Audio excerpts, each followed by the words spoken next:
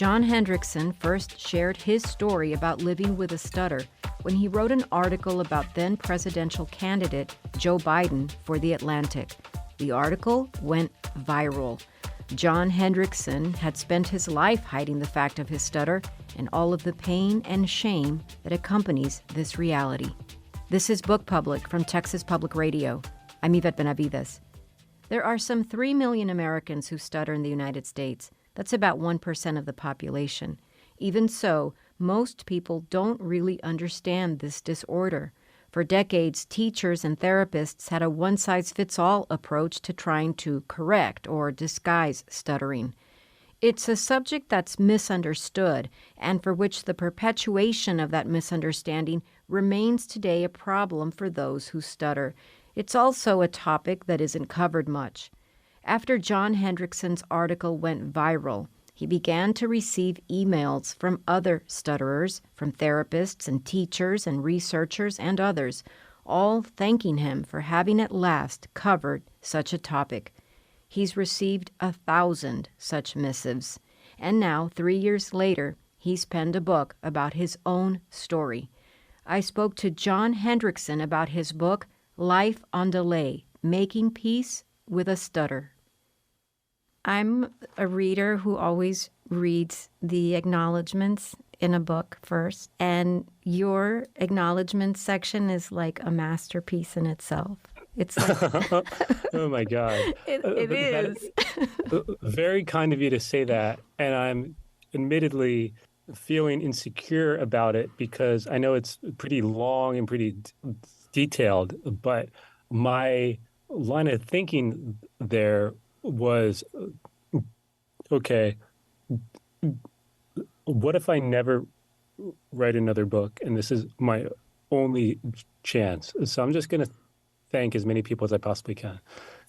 I'm telling you, it's like a masterwork on how to compose one. And I hope... Oh my God, I really appreciate that. Thank you. Yeah, because I'm definitely insecure about that. I hope everybody who reads this book will spend some time with it. It's really something of a look into not just the people who influenced you or supported you, but the people who contacted you after the Atlantic piece came out. But, I mean, you acknowledge walking and independent bookstores. And it's like this whole look into this long journey that you were on. I just feel like, wow, like, I don't know. It was something special. I just have to say that up front to you. I always read the acknowledgments first, no matter what. And so I read that and I was ready to go dive into the book. Oh, man. Well, thank you. I really appreciate that. And, I often read the last page of a book first. Just because I like to know where it's going. I've done that. I can admit Yeah. it. Well, so Life on Delay, Making Peace with a Stutter. The seedbed of the book is this article that I mentioned, the article that you wrote for The Atlantic about Joe Biden's stutter back when he was running for president. And in it, you wrote very honestly about your own life, and the piece went viral, and it basically then led to this journey, and the result is this book. I feel like in some real way with the Atlantic piece, you had essentially already crossed that Rubicon, and then you were onto this other kind of journey with your story. But is there anything that still surprises you about that initial reaction to the Atlantic piece?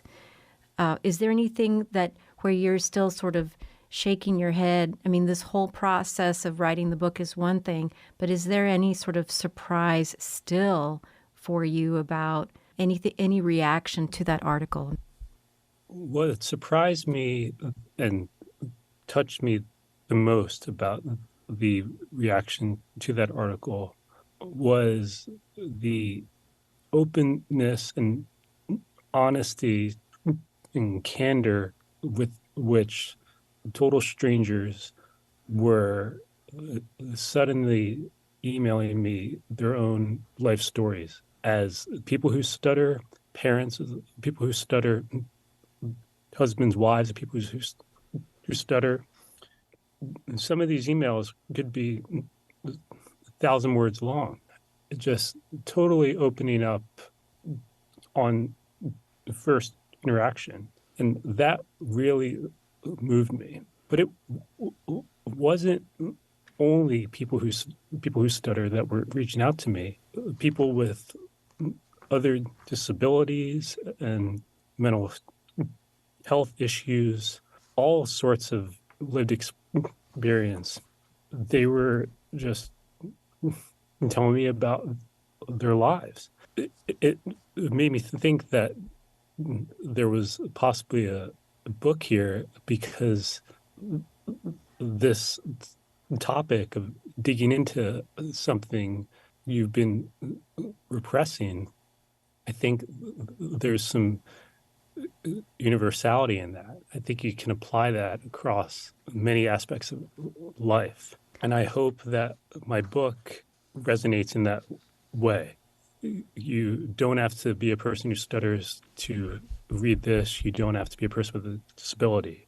It's really a book about life, just told through this one prism.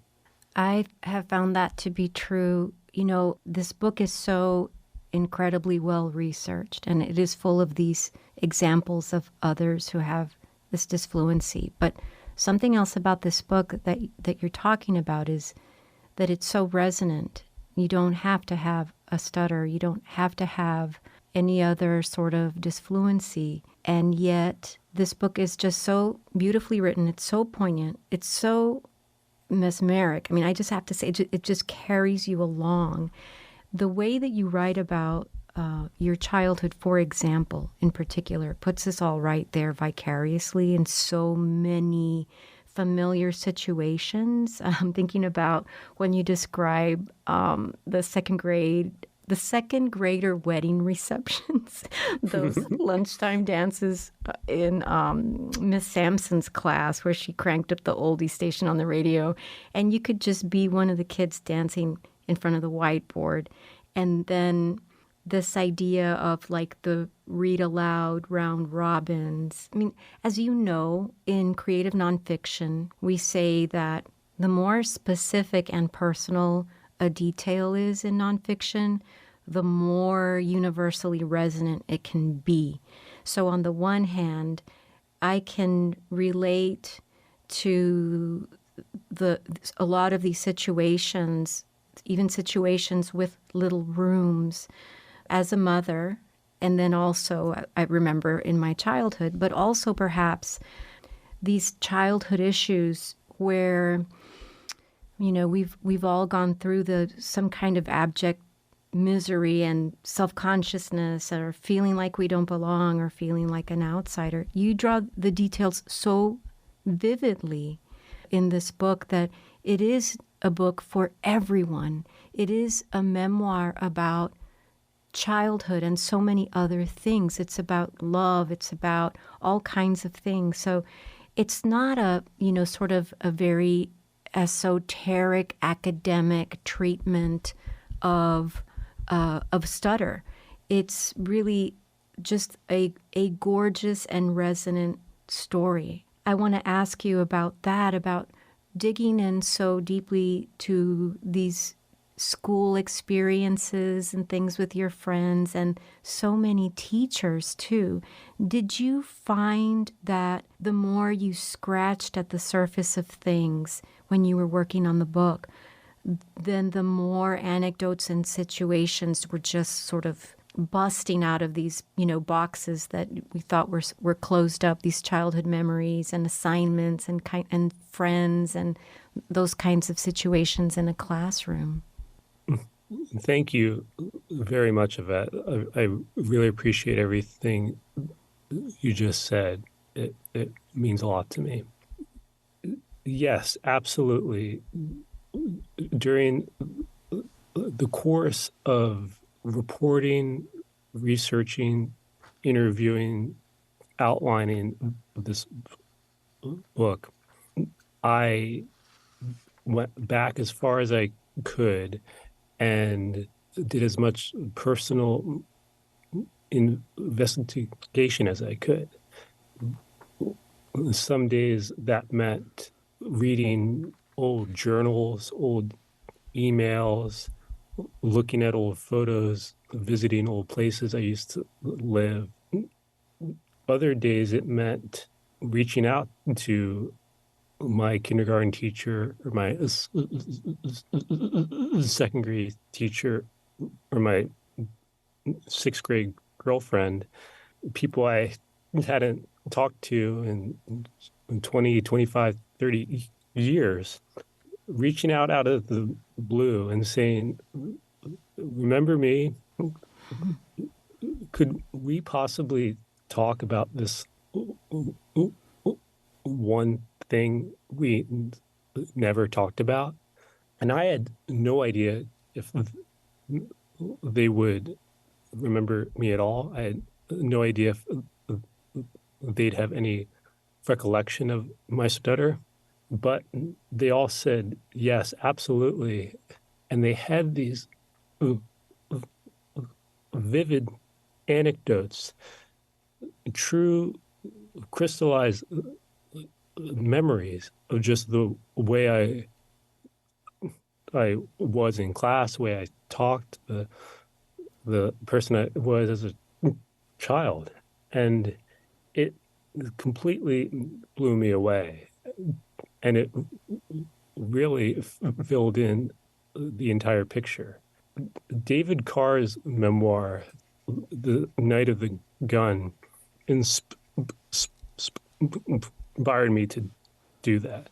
David Carr is a late New York Times media columnist, and his book is about his life, but it's about his addictions. And because of his time as an addict, he didn't have these clear memories. So he went back and he was asking people, what was I like? And I just thought that was such a cool idea, and I knew I wanted to try it. It sounds like such a neat opportunity. I mean, I think we can reconnect with people like our elementary school teachers sometimes through social media or something, maybe, or we run into them if we're back home or something. But I was really taken with those moments with these teachers where, as you say, they had these very crystallized, these very solid memories about you in that space of the classroom and interacting with you, or even attempting to mediate the best that they could in any kind of situation. Teachers are so besieged; they have to see to so many things and so many students. And then I think about more generally the way that people think about a stutter, that people believe you can just get rid of a stutter or have speech therapy and be done with it. And so, people will say, like, as you describe in the book, take your time or just concentrate. And for a small percentage of people who stutter, that's just really not helpful. And that's not a remedy. It's not going to help things along. So I feel like your book also, while it's just a book for everyone and so resonant and so beautiful, those scenes with the teachers also made me think about how the book does help us understand more about stutters and disfluency. It does help us. I won't say that it gives us tools and we're all, prepared in this world to, if we encounter a person with a stutter, it's all good. I'm not saying that at all, but it does offer us so much that maybe we didn't realize because there is a stigma or because we don't talk about it. The scenes in New York City where you mentioned that in a place like New York City, you wouldn't get the look if you were, what you describe as the look, if you were blocking or something. There are situations where people are just engaging with you as they would with anybody else. But I feel like the book is instructive in a way, too. It's a gorgeous, poignant story, but it also has so much information about stuttering that we might not ever otherwise encounter. Thank you very much.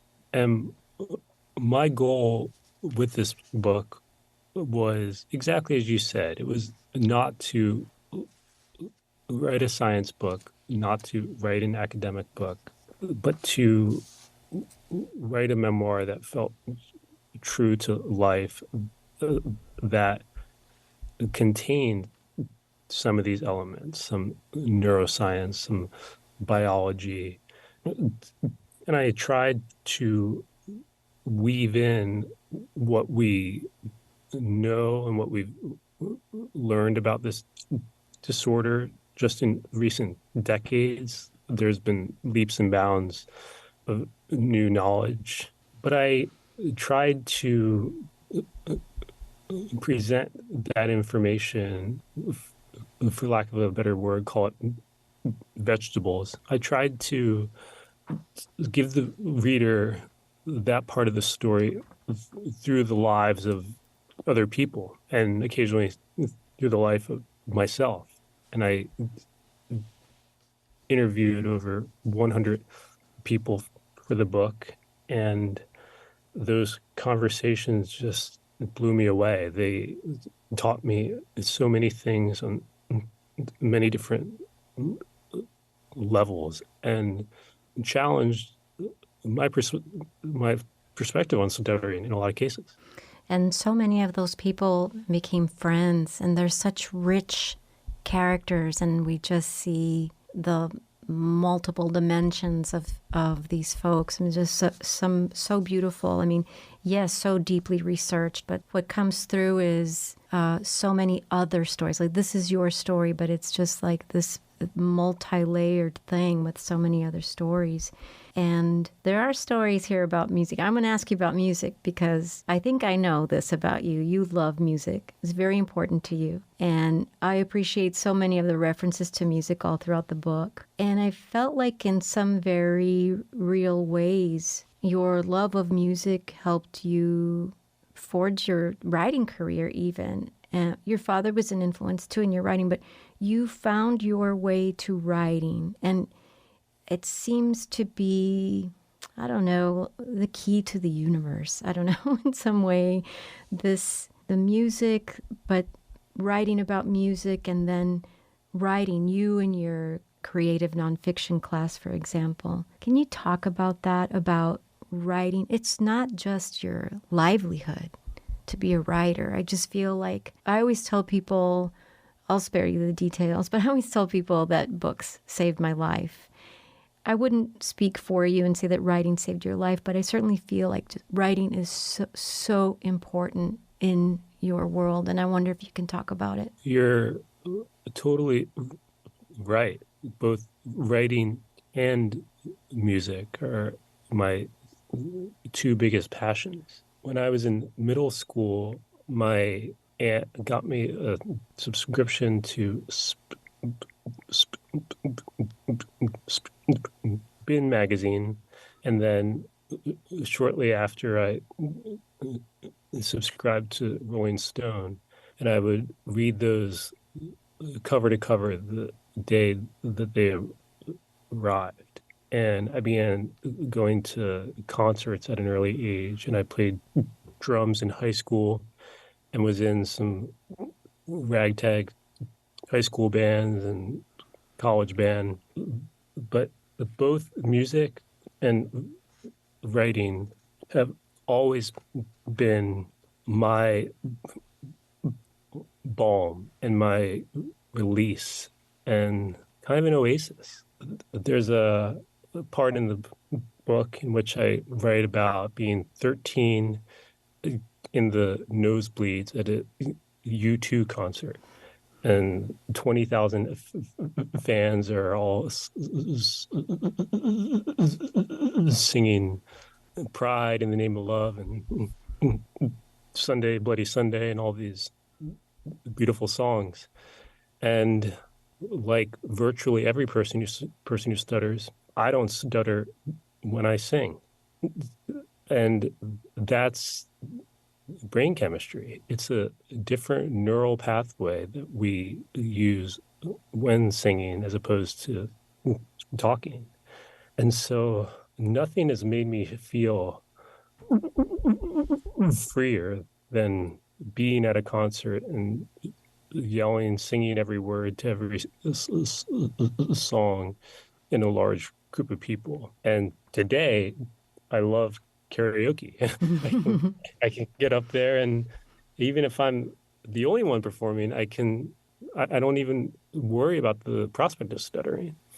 So I think I brought that love of music to writing. And when I write, I'm extremely conscious of rhythm, of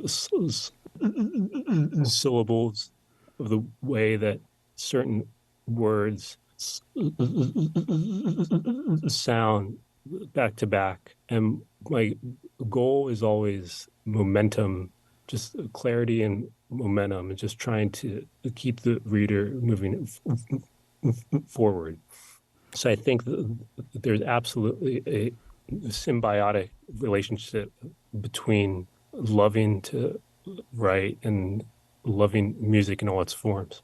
I was thinking about that with the prosody somehow in your book. It's so exactly what you say. It's just so clear. It's so crystal clear. I was reading some of the pages out loud to my husband, as I do sometimes, just if I'm really into something and I want to share it with him, and I'll start to read aloud. And as I was reading it out loud, I could really perceive the prosody and not necessarily the musicality or the lyricism, but that too. It's just gorgeous, very gorgeous writing. And I want to ask you about Dr. Courtney Bird from Austin. She's a very different kind of speech expert, and her approach is, I don't know if controversial is the right word, but it sort of puts the onus on everybody else in some very real way and not on the speaker. So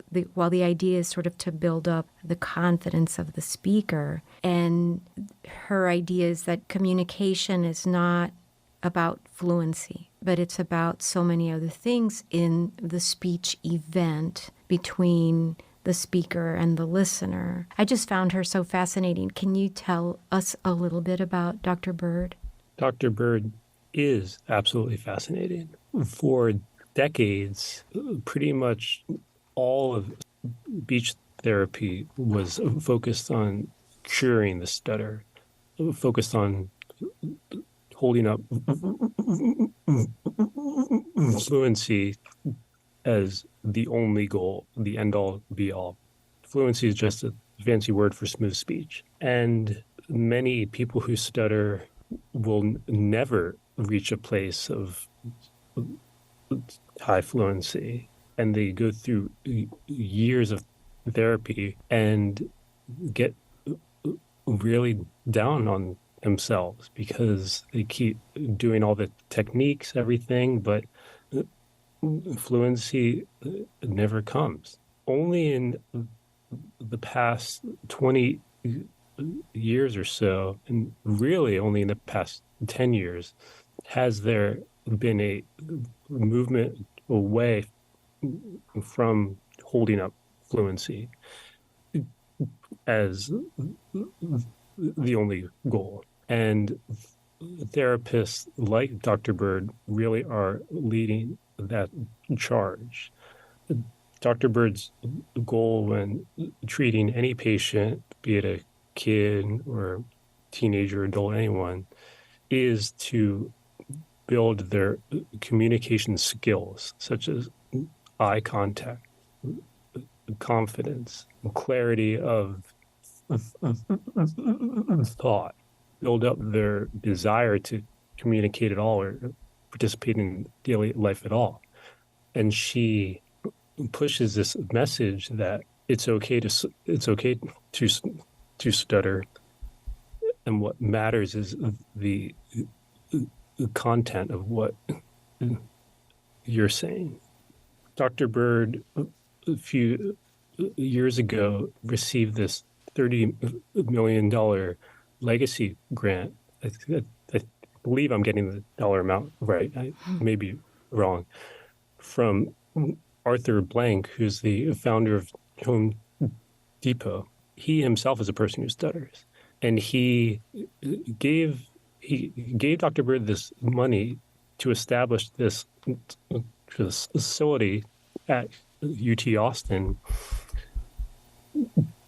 And usually big checks like that come with a big overarching goal, like eradicate stuttering, cure stuttering.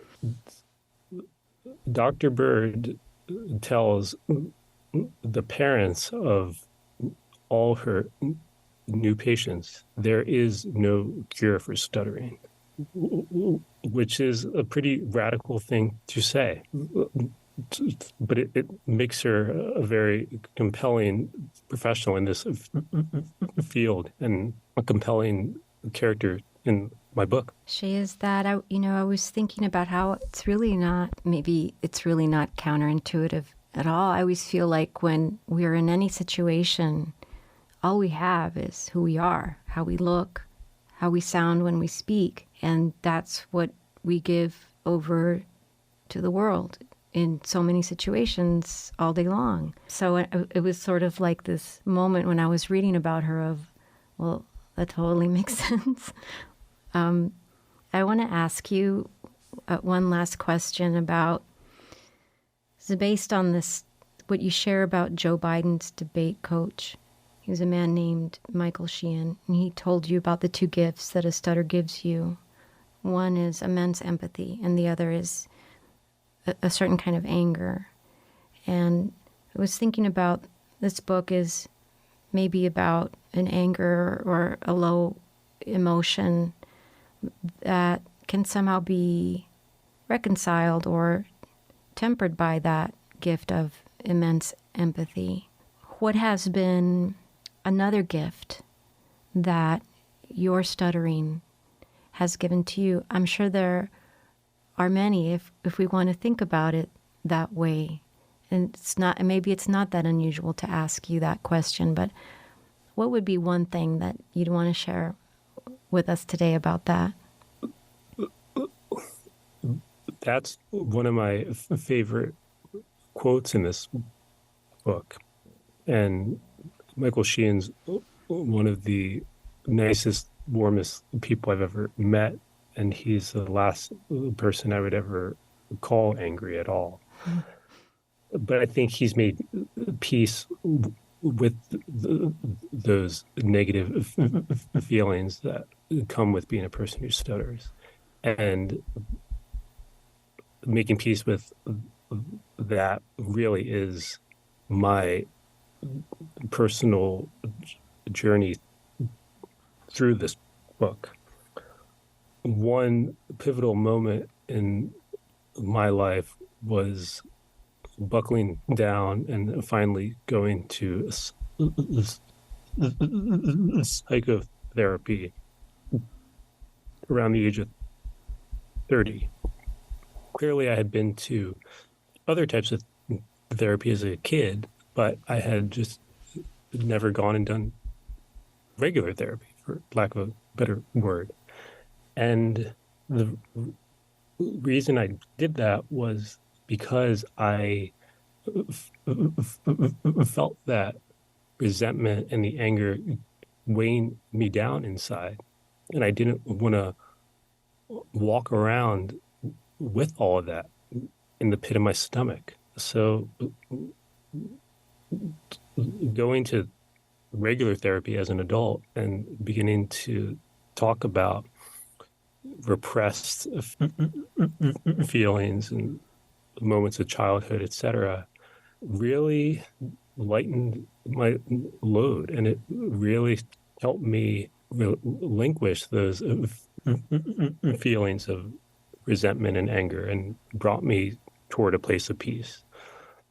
I think making peace is an active daily practice. I don't think you ever truly get there unless you're Buddha or Dalai Lama or Ram Dass. But I think for most of us, it's an active practice.